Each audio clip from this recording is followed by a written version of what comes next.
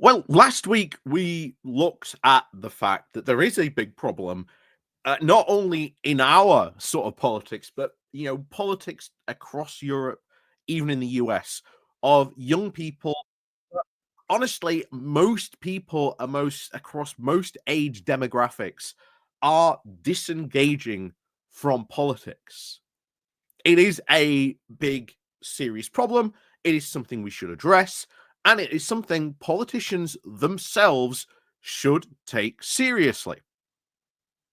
All right. If all these people that complain, oh my god, Labour won all these seats, but it was like such a shallow vote margin. The shallow vote margin doesn't matter. It's the fact that most people didn't turn out to vote. And if most people aren't turning out to vote, that is because they are not engaged in politics.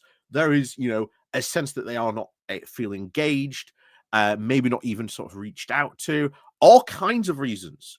But trust in politics is at the top. When most people, or like these people, get asked about this question, it is just don't trust politics. That is the top reason. And that is something that should be looked at, especially when just this weekend there's been a lot of talk about Elon Musk giving Nigel Farage a very sizable amount of money. Like, that amount of money will have a very sizable effect on Reform UK.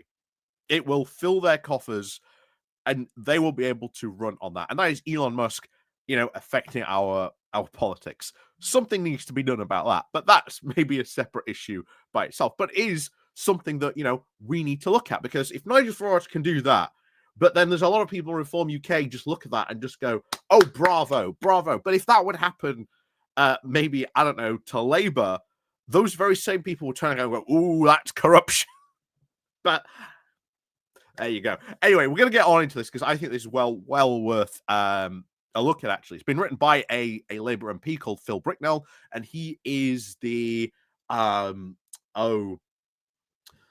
what's the MP for? West Bolton, that's it. He's the MP for West Bolton, but he also does sit on a committee, or at least not a committee, but he's part of the All-Parliamentary Group for anti-corruption and responsible tax. So, probably something that, at least, is, should be, pushing against a lot of this stuff. But I think trust in politics is his main sort of focus on this article. But we are sort of going to have a look at this because I think it is, again, very important. But before we do get on to that, please do remember to click on the like, share, and of course, subscribe button if you are new. And of course, down below, there are links to my Patreon page, the one-off link called Buy Me Coffee, where you can, buy me coffee, the YouTube thank you button, and of course, as always, there's the Pony Club down below as well. So thank you very much to all those people who do help support the channel. Oh, and there's the YouTube thank you button as well, if you'd like to use that.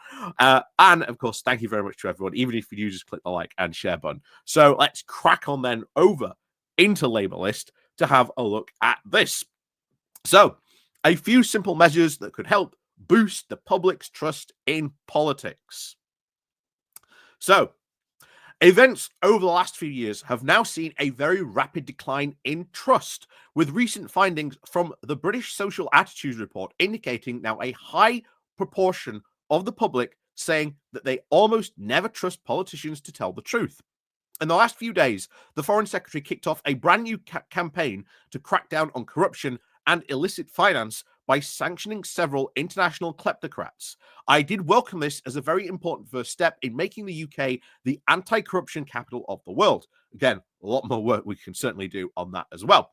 But I can't help thinking that we should also now be getting our own house in order too.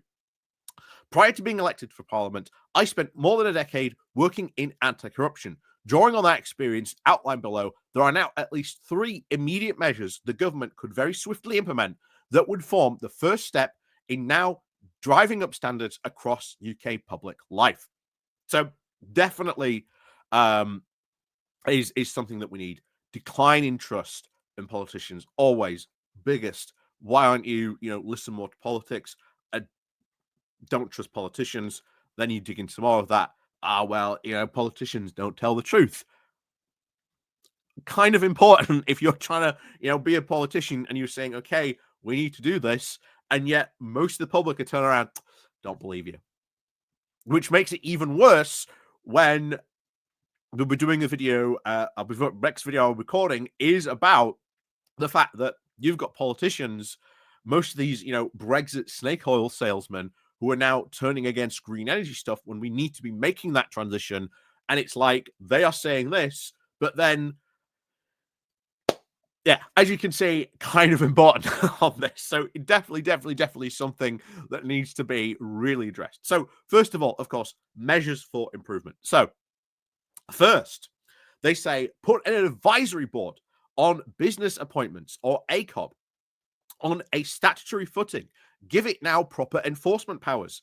ACOB has obviously been in existence since 1975 as a non-parliamentary departmental public body, with a remit now to independently review and advise on roles taken up by former ministers and senior civil servants after they leave government. I think this would be perfectly fine. I think they should have a better, more enforcement role, enforcement powers. Give them more statutory, powers to sort of do stuff. If a prime minister or whoever, civil servant, former MP, breaks the rules, ACOB should be in there. You broke the rules. Here's your punishment. That would be definitely a very, very good thing here. So, in other words, it is, of course, supposed to help the police with the revolving door between, of course, the private sector and the government. Now, supervising those, of course, now seeking to trade on their knowledge, their expertise, and connections by preventing conflicts of interest and, of course, inappropriate lobbying. Yet, all too often, government ministers have now flouted those rules with zero consequences. This is, of course, a big problem. We've seen this a lot during the past couple of years. ACOB, of course, is very little more than an advisory body. It has no teeth to actually initiate enforcement actions against those individuals who then fail to seek advice or indeed just simply ignore it, as Boris Johnson has done on several occasions. You may remember we talked about his little lobbying adventure when he went to Venezuela very recently. So yeah, definitely something that does need to be addressed, giving them more enforcement powers. But don't just take my word for it. ACOB chair, and of course the former Tory government minister, Eric Pickles, wrote before the election to the Cabinet Office highlighting the concerns that delaying, of course, much needed reform now further risks scandal in the meantime. ACOB urgently needs to be put on statutory footing and to be empowered to take and impose legally binding conditions. These should, of course, be given proper resources to take enforcement actions against those who flout the rules. Again, couldn't agree more on this. Second, and I think, again, easy way to do this, just get rid of the House of Lords. But since the House of Lords does currently exist, give the House of Lords Appointment Committee also more, give them teeth as well. I do agree on this. Second, of course, he begins with is to shine a light on by which, of course, peers are, of course, appointed and to the role of the House of Lords Appointments Commission. By introducing, of course, a fit and proper person test with a right of veto. The House of Lords Commission should act as a rigorous scrutinizer of all the proposed appointees to the Lords. And that would be amazing if you did have this commission with just the right of veto, because they have in the past said, no, this person being the House of Lords is a bit of a problem. We don't like it. But of course, they never get listened to. But if they have veto power and just go, no, that does, I think, would give them a lot more power indeed. So again, something Labour could do very, very easily. So, of course, currently, the now, of course, constituted and, of course, commission does recommend nominations for the Lords, of course, be independent, crossbench members, and, of course, vets the propriety of all nominations for peerages. But as we've seen on all the resignation honours list of the process, lacks any transparency, and an overwhelming number of candidates reviewed by the commission are political appointees, be they, of course, former Downing Street advisors, big money donors, or just the children of KGB agents. Like I say, give them that veto power, all of a sudden, you're going to see a lot less of those. In fact, between 2016 and 2023, the House of Lords Appointment Committee has only actually appointed 7 peers. Prime ministers have created themselves 165. And yet, we have all these House of Lords. House of Lords bigger than the House of Parliament because there's just so many people in it. But the current, of course, application form for non-party political appointments comprises about at least 6 substantive questions to be answered by the applicant, a CV to be uploaded, and very little else. That is not, of course, to criticise the Commission's members. Rather, it is, of course, the appointment system itself needs to be drastically reformed. Indeed, it is my view that the House of Lords Appointment Committee should go even further. If they really want to drive up standards, the Commission should not only be empowered to veto appointments, but it should also be required to publish its rationale for either supporting or objecting to appointments. Additional security should also be introduced when proposed peers have either acted as a fundraiser for or made sizable contributions to a political party. Again, couldn't agree more. However, I've said before, I want rid of the House of Lords, but since it's still there, since that's currently, not on the table or happening anytime soon, empowering them, giving them that veto power, saying, okay, this is why we vetoed them, this is why we've, recommended them. I think that is very good indeed. I think that's something that should be definitely brought in. So, third, Parliament should then enhance the government of the All-Parliamentary Groups. This is the final acronym of the alphabet soup now of mooted reform. Most new MPs have now been inundated with requests to join all manner of APGs. These now focus on topics ranging from town centre regeneration to maternity services to now tackling the climate emergency.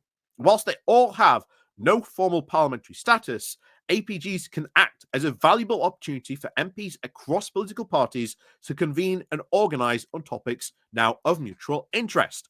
Again, I agree. We see lots of these all-parliamentary groups acting with, this is what we want to do. This is the type of policy you want to see. We really want to see this. Let's all get together and, work on this. Type of the thing, we should be, seeing a lot more. I have said before, I do not mind politicians of different parties working together if there is going to be a good outcome. I do not mind that. So, whilst, of course, they have no, formal parliamentary status, hang on, there we go. But, of course, there is also now the potential to create a serious risk of impropriety. Leading, of course, anti-corruption organizations, Transparency International, has long urged now for greater openness, noting that the number of APGs are, of course, financed by political consultants or even public affairs firms and are, of course, open to potential abuse. Can you name the obvious one that we've talked about a lot over the history of this channel? The ERG.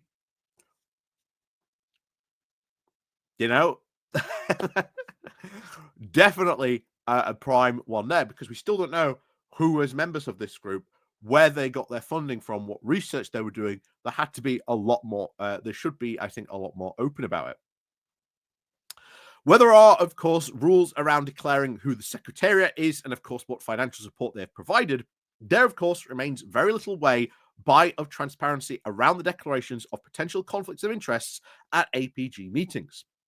Recent rule changes to restrict the number of HEB officer roles means that MPs can either take up to or even require a certain number of parliamentary constituents to constitute a new APG, and of course better security of what goes on at annual general meetings, particularly whether at a meeting, of course, is actually meeting quorum, are of course welcome.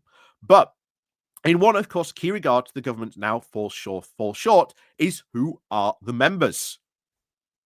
You'll remember, of course, that infamous question that came up again with the ERG, where someone says, oh, yeah, we've got all these ERG members. And then someone turns around, well, okay, who are members? Just, I can't tell you that. And there's like, no, you have to tell us that. You're a public servant. You can't be, if you remember that furore that happened. And that was a couple of years ago. But again, same principle. So I really do agree on this, definitely. Of course, according to the current rules, HEB membership is required either to be published on an APG's website or at least made available on request. Yet, a cursory glance of online shows that many websites remain out of date or just simply do not exist. There should be a requirement for membership to be published in full and in good time for the list to be kept very diligently up to date. And again, you could do this on the government's website. When you look at MPs on there, they could tell you, well, I'm part of this all-parliamentary group and this all-parliamentary group as well. Right? I think that will be very easy to do. So, taken together, all these measures do not cost a great deal and could be implemented at pace. They will go a long way to improving transparency, rebuilding faith in politics as a force for good, and demonstrate the initial improvements to standards now across public life. I agree. I agree on the first one. The second one, again, I want to get rid of the House of Lords. I think that would be a lot better, make it a proper elected body.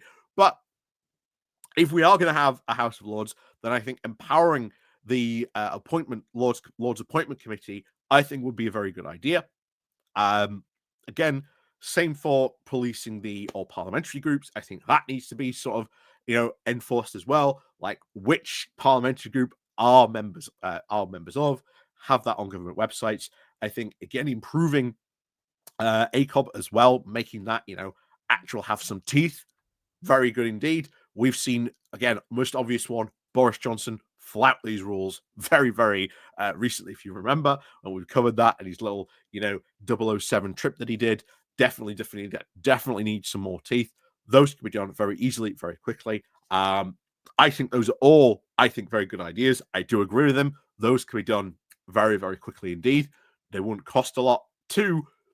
In fact, most of them wouldn't even cost. I think only empowering ACOB. I think that would be it. I think that's the only one that might need maybe some funding to do, but I don't think it would need much. I do not think it would need much, to be honest. Like I say, most of it is just giving them powers to be able to do this stuff. I think that is something Labour should really focus on. I think there is a big majority that they have within sort of Labour and their own sort of party, which will, gladly sort of vote for these things because, again, it will help improve people's lives of politics. As I said, easy communication. Someone argue against this, just turn around and say, okay, what parliamentary group are you a member of? And just make the point obvious. That might be the first time that MPs even mentioned it. So there are a lot of big cases where we can have a look at this, where we can have look closer, inspections of this, have a look at it. What's going on here? What happened?